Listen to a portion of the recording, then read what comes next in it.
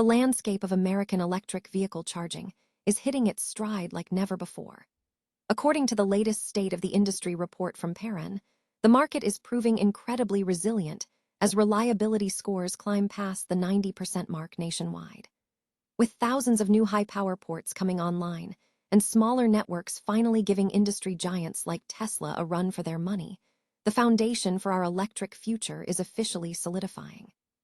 Your brand new iPhone deserves the best protection, and the iLUME 3-Pack Screen Protector Plus 3-Pack Camera Lens Protector has you covered. Don't take risks with your iPhone. Click the link in the video description to shop now on Amazon. If you are wondering where to get the most out of your electric vehicle, look no further than Massachusetts. A massive new study by Convoy Law Injury and Medical Malpractice Lawyers has crowned the Bay State the king of EV infrastructure, thanks to a density of chargers that puts the rest of the country to shame. While California and Connecticut are still holding their own in the race to keep drivers plugged in, states like Wyoming and North Dakota are quietly proving that rural planning can beat urban congestion every single time. The money trail for the electric vehicle revolution is getting a major upgrade in 2026.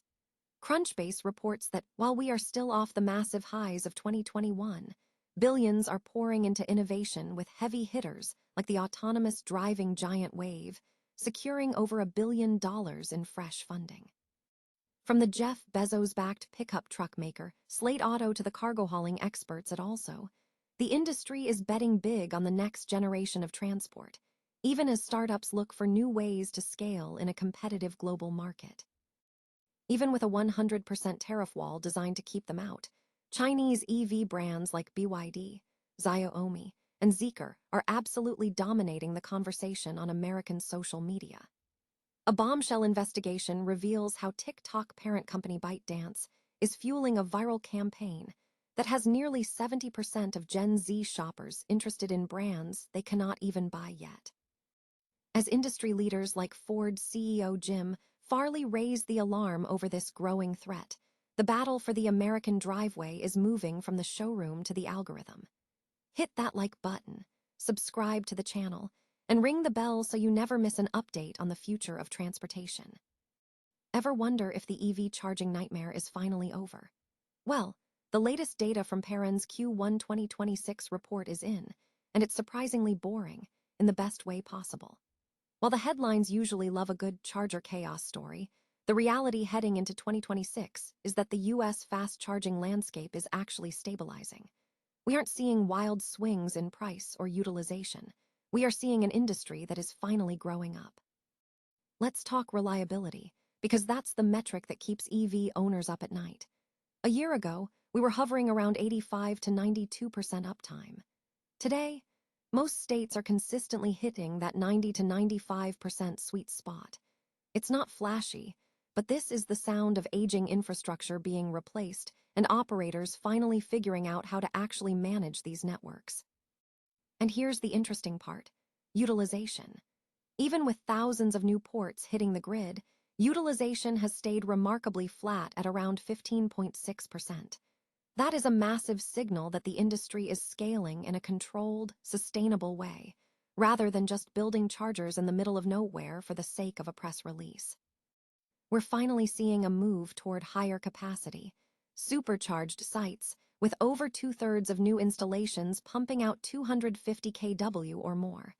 Fast charging is no longer the luxury tier, it's the new baseline.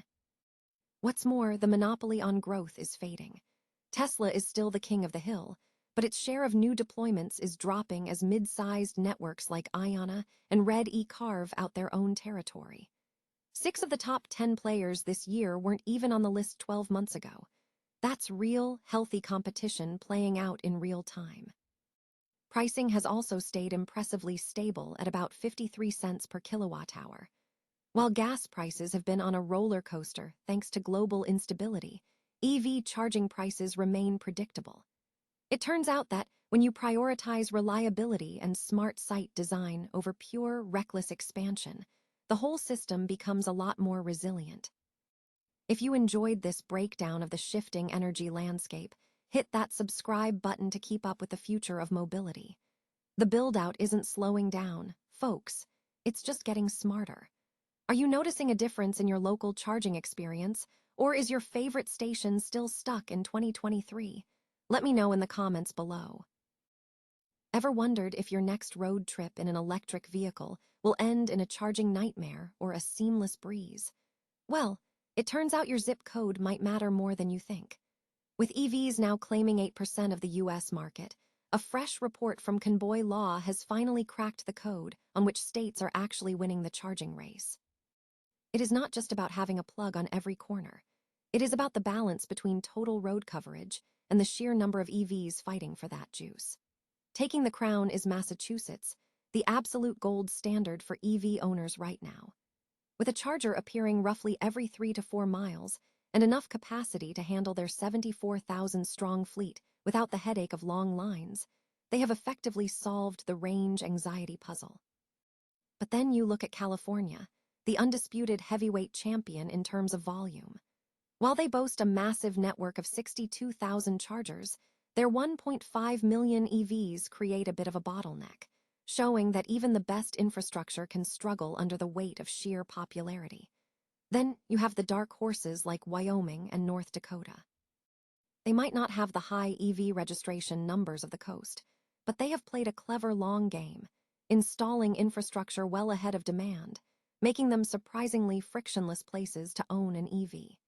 It is not just about convenience either.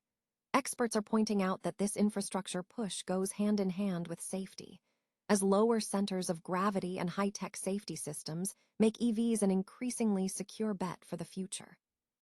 As autonomous tech catches up, the roads are only going to get safer. So, are you ready to make the switch to electric, or is your state still playing catch-up? Let us know in the comments below.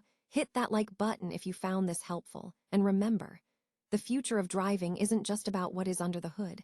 It is about how easily we can power the journey ahead. Is the EV revolution hitting a speed bump, or are we just shifting gears? Right now, 1 in every 4 new cars sold globally is electric. Depending on who you ask, that is either a massive win or a sign that we are falling behind the hype. The reality is somewhere in the middle. While we saw a solid 20% jump in sales last year, hitting 21 million units, the explosive growth some early optimists promised has definitely cooled. Between sky-high price tags, trade wars, and governments pulling back on incentives, the road ahead is a lot more complicated than it looked a few years ago.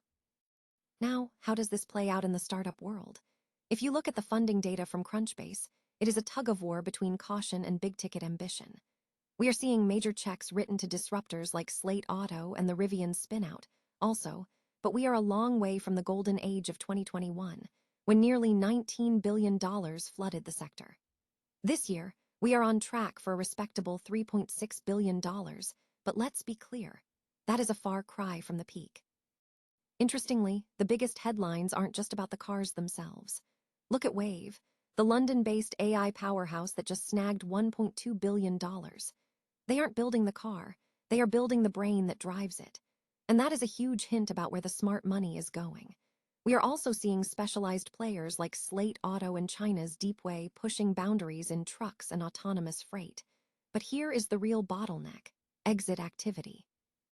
While we've seen a few IPOs in Hong Kong and India, the US market is remarkably quiet. Mergers and acquisitions have been practically stagnant, leaving many investors in a holding pattern. So, what is the takeaway? The EV funding landscape feels like it is in a wait-and-see mode, especially when you compare it to the record-breaking surge in autonomous driving investment. But remember, autonomous tech doesn't exist in a vacuum. Eventually, those robots need a set of wheels. Could that be the spark that reignites the sector? If you want to keep your finger on the pulse of these market shifts, subscribe to the Crunchbase daily for your regular dose of funding news. At the end of the day, the transition to electric is inevitable, but as the numbers show, the path to the finish line is rarely a straight road. What do you think? Is the EV market just catching its breath, or is the era of easy money officially behind us? Imagine your dream car, sleek, packed with cutting-edge tech that makes a Tesla look like a relic, and priced at nearly half of what you'd expect. Now imagine you can't buy it. In fact, you aren't even allowed to. That is the bizarre reality of the Chinese EV invasion currently playing out on your smartphone screen. Despite a massive 100% tariff wall meant to keep them out, brands like BYD, Xiaomi, and Zeekr are absolutely dominating US social media. A recent Alex Partners survey found that nearly 60% of potential buyers have already been targeted by these cars on TikTok. And for Gen Z, they are ready to sign the check today. But here is where the plot thickens. This isn't just organic curiosity. Look behind the curtain of these viral reviews, and you'll find Decar Studio, a US-based extension of Dingchetti, a massive Chinese car platform. And who owns them? ByteDance. Yes, the exact same parent company that owns TikTok is essentially feeding the algorithm the very content designed to make you crave a car you can't have. It is a brilliant, almost invisible form of attrition. By the time these companies actually clear regulatory hurdles, they won't need to spend a dime on brand awareness. They've already built a cult following. Industry titans are terrified. Ford CEO Jim Farley has gone from calling these companies a devastating threat on national TV to actually driving a Xiaomi SU7 himself, admitting it's an incredible piece of engineering. Rumors are swirling that even American giants might be looking to partner up, hoping to borrow the tech that makes these cars so cheap. It's a high-stakes game of keep away, but with Canada already opening its doors and legal challenges mounting in US courts, the walls are starting to crack. Is this the end of the traditional American automotive monopoly, or will trade policy shift to force these giants to build their factories on US soil? Hit subscribe and let me know in the comments. If a Chinese EV offered you 50 grand in value for 25 grand, would you switch sides? Sometimes, the most disruptive force in a market isn't a new engine, it's a viral video.